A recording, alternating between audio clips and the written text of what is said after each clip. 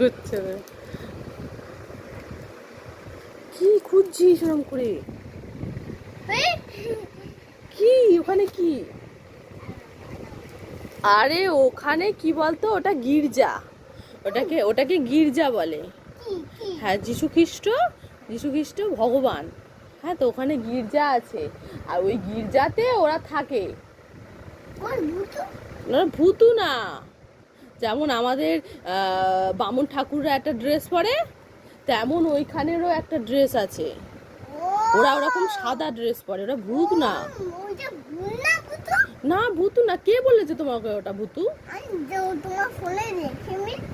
না, ওটা ভুল দেখে, ওরা ভুল ভাল বলে। না, তুমি কোথা থেকে দেখেছো এরকম?